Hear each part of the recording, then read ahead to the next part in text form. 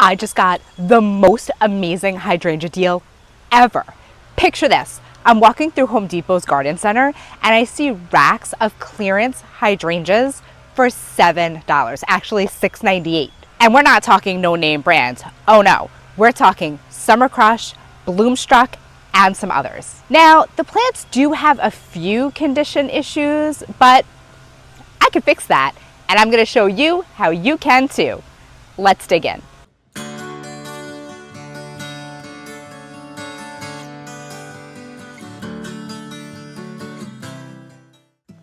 Welcome back to my hoop house. I've moved my hydrangeas in because it is starting to rain, but thankfully we can work out here with a little bit of shelter and stay dry. So the first plant that I wanted to show you is this amazing Bloomstruck by Endless Summer. Now you can see this plant does have a few issues, but overall this is the best of the bunch condition-wise out of the hydrangeas that I bought today for $7. So the original price tag on this is $34.98 and I got it for $6.98. So that is 80% off of the original price. Now you can see overall this plant is in relatively good shape. There are some issues with the shape of the plant, and I'm going to tell you what's going on and what I'm going to do to fix it. You can see from the modeling on these leaves and from the kind of wonky shape of the plant that this plant was not getting enough sunlight and was overwatered. Probably what happened was that many of the plants I'm going to show you today were for sale back around Mother's Day in the garden center on racks where they were getting watered, but they were getting a lot of shadows from the other plants around them and maybe from some shelving. And as a result, they were kind of reaching for the sunlight, but not really able to get it, which made some of the branches a little weak, a little crooked. And you can see from the color of the leaves that the plant needs a little bit of assistance. There's not a whole lot that I have to do for this one. I'm gonna cut off the spent blooms. I'm gonna put this in a nice sunny location for a few hours a day to harden it off because it probably hasn't had a lot of sunlight and I don't want to scorch the leaves. I'm also going to give it a chance to dry out, and then I'm going to plant it in a nice sunny spot, give it a little slow release fertilizer, and enjoy the blooms for years to come. Plant number 2 is similar in condition. It's a little bit bigger and you can see that it has some broken stems and some flowers that are already spent. So just like plant number 1, I'm going to give this a little bit of a cutback on the broken stems. I'm gonna cut back the spent blooms, and I might take down some of these branches that are a little spindly because they're not going to be very strong. And once it gets those really big, heavy blooms, they're going to start to sag. So I'm gonna take these back by about a third to give this plant time to strengthen up for those big blooms. Another reason why I'm cutting this back now is because it gives the plant plenty of time to grow out throughout the season. If you're familiar with Endless Summer hydrangeas, you know that most of them bloom on old wood and new wood. So when you prune them, you can be cutting off some of the blooms for the season, and we don't want that. We want all the flowers we can get. So by cutting this now, it's got plenty of time to produce next year's old wood and still bloom again this season. Just like the other plant, I'm going to put this plant in the sun for a few hours a day to harden it off, and then I'm going to plant it in a nice sunny location and enjoy its beauty. Now, if you were to find a really beautiful non-patented variety of hydrangea on the clearance rack, this would be the perfect time to take some softwood cuttings. Unfortunately for me, this beautiful hydrangea is patented, so taking cuttings and propagating from it is illegal. I'm gonna start by cutting back this limb right here. This has a spent bloom on it. You can see it's already been cut, but we have some condition issues on the stem here, but I see some really nice new leaf nodes coming out right here, so that's where I'm gonna cut it back. All right, so you can see these stems here are really spindly. They're very thin. They're not going to support these big, beautiful flowers, and they're in the middle of the plant. So I'm gonna go down to where these branches meet, right above a leaf node, and that's where I'm going to cut. All right, here we have some broken stems, so we're gonna take these off just below where the break is, above the nearest leaf node. You want to try to cut at a 45-degree angle. I didn't do such a great job on that one, so I'm going to go back in and just fix that a little bit. Here's another one. Now this is an interesting one because you could see that the stem here is more woody, which suggests that it is last season's growth. So I'm going to take this one down to the bottom. All right, and now here we go. This one's in pretty good shape. I'm going to take this down. You can see that there is some nice new growth right here. I'm going to go right above that. All right, and same thing for these curved stems over here. All right, now this trimming is going to allow for airflow in between these branches.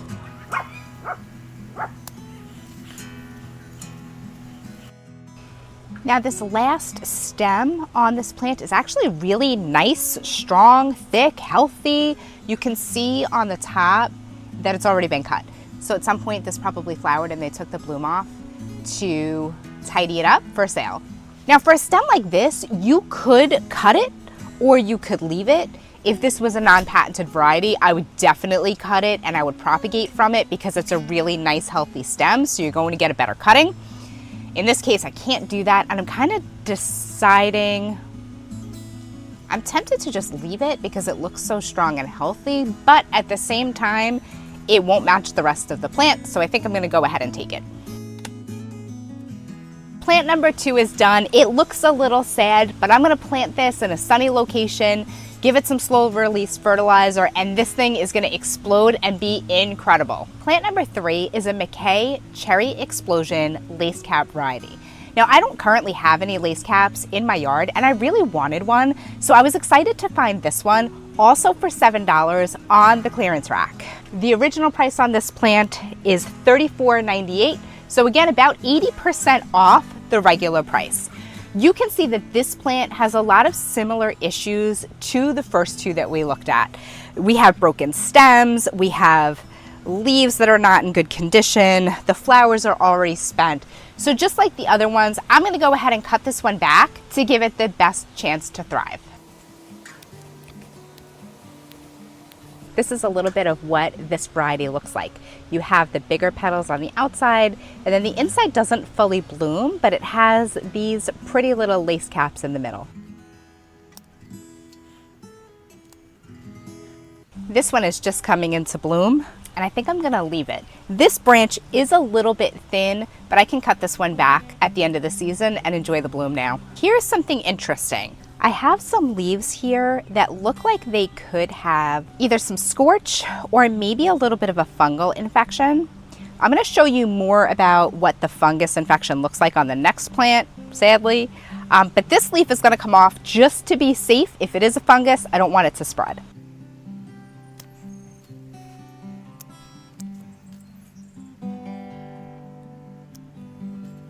We've got all of these broken stems. These probably were damaged either by other plants that were next to this plant on the shelf or by being moved around the nursery. So I'm going to trim all these back to before the breaks. All right, these stems have shriveled up and died, so those are getting cut too.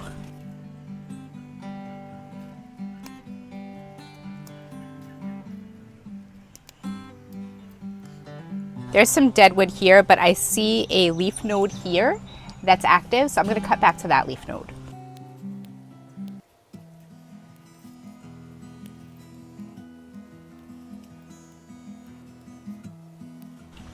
See, this was all dead old wood, so that comes out. Plant number 3 is done. Again, like the first 2, it looks a little pitiful, but I promise you they will come back fantastic. This one may be my favorite out of the bunch. I love these big, beautiful pink blooms. Now I like the pink, but if you like the blue, Endless Summer is a mophead hydrangea variety that does change color with the pH of your soil. So if you want blue flowers, you want your soil to be more acidic. If you want pink flowers, you want it to be more alkaline, and they sell fertilizers that you can use to change the color. So if you have an older hydrangea that's in your landscape that is changing color and you don't like the new color, all you have to do is throw some fertilizer in there. It does take a while, it's not gonna happen overnight, but you can really get the look that you want. One of my favorite things about this type of hydrangea is the middle of these flowers. I think that they are so pretty. While I love the blooms on this plant and I was really super excited to get it at such a great price, there's definitely some issues with this plant that we need to address. When you see brown spots like the ones on these leaves, it's an indicator of a fungal infection. Now there's a couple of different types of fungal infections that affect hydrangeas, and they're really very common. This occurs when a plant is watered from the top instead of underneath into the soil. The wet leaves not drying out in between waterings or in between rain if you live in a rainy area is what causes the fungus to grow and spread. Now this type of fungus can be treated with a copper fungicide. I'm actually out of it right now, but I'll leave a link for you in the description so that you can check that out if that's something that you need. I actually just ordered it, but it's not going to be here until tomorrow. I love that I can order something like the copper fungicide from Amazon and get it here the next day because I'm a Prime member. If you're not a Prime member, I'm going to leave a link for a free trial in the description for you. Just so you know, Prime Day is coming up in about 2 weeks. So if you can have your free trial during Prime Day, you can get some fantastic deals, all with free shipping. While fungal infections like this one are unsightly and they make the plant look sick, they're not really that dangerous. Fungal infections like these don't often kill hydrangeas, but of course you want to keep it from spreading. So I'm going to take off all of the affected leaves. You don't want to compost any leaves that are infected with this fungus. You want to make sure that they go straight in the trash so that you don't spread any kind of a disease. Now, I use flower pots for everything because I have them all over, like used pots from other plants. So a lot of the time, like I would just throw the debris into a flower pot and then I would dump it later. But in a case like this, I wouldn't do that. I would go straight for your garbage can because if you were to use that pot and throw the fungus infected leaves inside of it, and then plant something else in it later, that infection could spread. So go straight for your garbage can, take off all these infected leaves, and then every couple of weeks, you want to just spray any leaves that look like they're getting infected with that copper fungicide. And before you know it, you'll have this infection on the run. I'm going to be taking off a lot of leaves on this plant. This is going to be a little bit of a massacre, but it's got to happen. As a gardener, I much prefer sunny days, but we really need the rain. It has been so hot, and while I have sprinklers and I use my hose to water all of my plants, I definitely find that there are areas that are hard to reach for both the sprinklers and for my hose, so this rain is really going to help. But as I'm talking to you, I can feel my hair frizzing. So sorry guys, I try.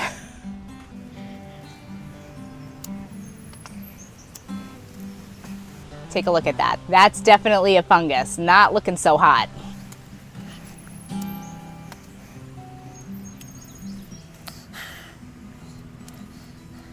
I think I forgot to tell you that this is an Endless Summer Crush. This is another patented variety of hydrangea, so I can't propagate from it even though I'm trimming it. But if you want to learn more about hydrangea propagation, drop me a comment and let me know that I should do a video on that. The other thing I wanted to ask you was, would you be interested in a video about plant patents and how to tell if a plant is patented? I'm not sure if that's something that would be interesting or something that people would find really super boring. So let me know in the comments if you have an opinion either way.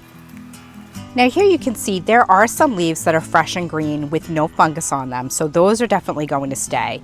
And even some of these, like this has a little bit of a fungus on it. I'm going to spray this with that copper fungicide when it comes in rather than taking the whole leaf because it's mild. Leaves like this though are really beyond saving and need to be removed from the plant. All right, this spindly branch is going to come off as well. I'm going to cut this down by the leaf node, which is sad because these leaves are actually not in that bad a shape and I really like this pretty bloom, but I want to give it some time to strengthen up.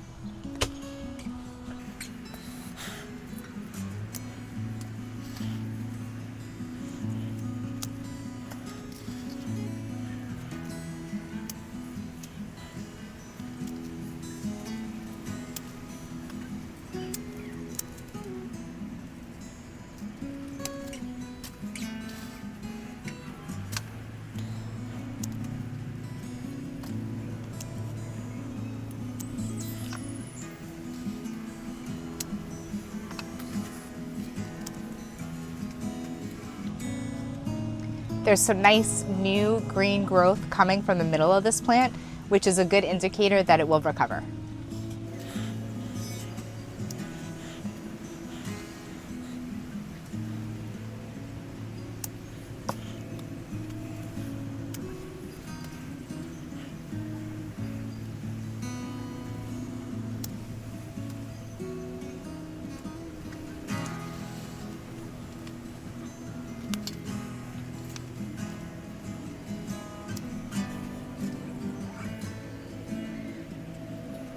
Okay, so there we go, all trimmed up, not so bad. And again, this Endless Summer Crush Hydrangea was originally $36.98 and I got it for $6.98, so that's $30 off. And last, but certainly not least, is this Alice Oakleaf Hydrangea. I don't have any Oakleaf hydrangeas and I've been meaning to get one. I was going to take some cuttings of one across the street from me, been meaning to ask my neighbors if I could do that, but when I saw this one, I snapped it up, also for $6.98. Now I'm gonna bring you in closer so that you can see the leaves on this, which you'll notice has the same brown spot that the Summer Crush had, which means I need to clean up all these leaves. And there you go, you can see the brown spot, but you can also see some nice new leaves here, which are a good sign that the plant is healthy enough to recover. If you didn't see any new growth, I wouldn't pick up the plant even at 80% off. All right, but here you go. Here is a leaf that clearly shows a fungal infection. So I'm gonna cut all these off. And while I do, I want you to tell me, do you normally find deals like this at Home Depot? Because I never do. Usually I find good deals at Lowe's, sometimes at Walmart, or even Big Lots, but this is definitely the best deal I've gotten at Home Depot, and I'm hoping that it might be something I can repeat.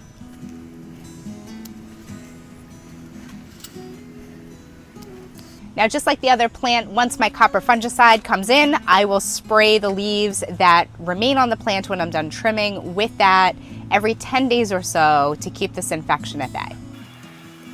Now this plant is no longer on patent, which means that I can propagate from it, which is one of the reasons why I wanted an Oakleaf hydrangea. However, this plant is not healthy enough at this point to propagate from. So that's not something that I'm going to tackle today, but maybe we can do that together on a future video.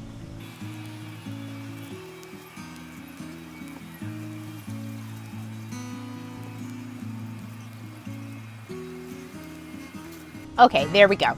So this one is pretty much done. Now this one says on the label that it's full sun, but most Oakleaf hydrangeas do better with at least a little bit of partial shade. So I have the perfect place planned out for this plant. It's gonna go along my fence line. It will get some full sun for a few hours a day, but it will get some shade as well. And I think it's going to do fantastic there.